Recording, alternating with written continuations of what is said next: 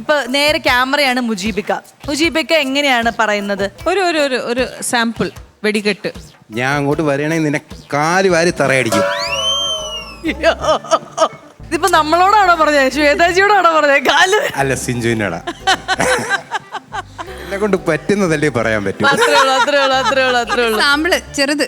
അപ്പൊ ഇവരുടെ ഒരു ബാച്ചിലിന്റെ ഒരു ഏകദേശം ഒരു പിക്ചർ ഒക്കെ നമുക്ക് ഇവിടെ കിട്ടി. ആ സമയത്ത് സിഞ്ചു എന്താ ചെയ്യാ ആ ഒരു ടോൺ വരുമ്പോ? അല്ല, ഇക്കാടെ വിഷയം എന്ന് പറഞ്ഞാൽ ഞാൻ ചെയ്യുന്നത് ചിലപ്പം എൻ്റെ ശരിയിൽ ഓക്കെ എന്നുള്ള രീതിയിലായിരിക്കും ഞാൻ ചെയ്യുന്നത്. അപ്പൊ ഞാൻ മനസ്സിൽ പോലും വിചാരിക്കാത്ത കാര്യമായിരിക്കും ഇക്കാടെ മൈൻഡിൽ ഓടുന്നത്.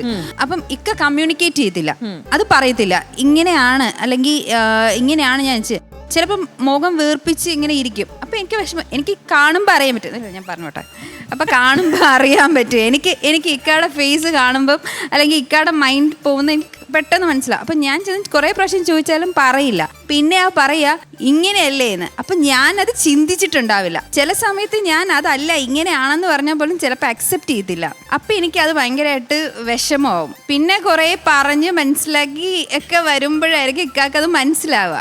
അതെന്താ അറിയോ, ഇതിന് ഓൾറെഡി ഞാൻ എന്തെങ്കിലും ഒരു കാര്യം ഇപ്പം ഫോർ എക്സാമ്പിൾ മൊബൈൽ കൊണ്ടുവന്നിട്ട് നല്ല ഭയങ്കര അശ്രദ്ധ ഉണ്ട്. അപ്പം മൊബൈൽ കൊണ്ടുവന്നിട്ട് ടേബിളിൻ്റെ കറക്റ്റ് എൻഡിൽ കൊണ്ടുവന്ന് ഹാഫ് ഇതായിട്ട് വെച്ചിരിക്കും. അതായത് നമ്മൾ ഈ സിനിമയിലൊക്കെ ഈ ഒരു കാർ ആക്സിഡൻ്റ് ആയിട്ട് മറ്റേ എൻഡിൽ പോയിട്ട് ഇങ്ങനെ ഇരിക്കും. അപ്പം ഞാൻ നോക്കുമ്പോൾ ഇതിങ്ങനെ ആടി ഇരിക്കുക. നമ്മൾ ഓടിച്ചെന്ന് അങ്ങനെ വെക്കും. സിഞ്ചു നീ ഇതെന്തോന്ന് കാണിച്ചത്? സിഞ്ചുവിന് മറുപടി, ഇക്കാത് വീണില്ലല്ലോ, പൊട്ടിയില്ലല്ലോ. അതാണ് എനിക്ക് ദേഷ്യം വരുന്നത് അല്ലേ. അപ്പോൾ അത് അങ്ങനെയുള്ള അത് ഇപ്പോൾ ഒരുപാട് പ്രാവശ്യം പറയും. പിന്നെ എന്ത് ചെയ്യുന്നറിയോ, പിന്നെ അത് വരുമ്പോൾ ഞാൻ മിണ്ടില്ല. ഈ മൊബൈൽ അങ്ങനെ കൊണ്ടുവച്ചാലും ഞാൻ പറയില്ല ഇത് വീണ് പൊട്ടാൻ പോവുകയാണെന്നൊന്നും പറയില്ല. വീട് പൊട്ടുന്നത് വരെ ഞാൻ വെയിറ്റ് ചെയ്യും. വീണില്ലെങ്കിൽ ഊതിയെങ്കിലും താഴെ ഇടും, ഞാൻ പൊട്ടിച്ചിട്ട് ഞാനപ്പോൾ ഈ മൊബൈൽ പൊട്ടി സിഞ്ചു എടുത്തോണ്ട് പോകും. ഞാൻ മിണ്ടത്തേ ഇല്ല.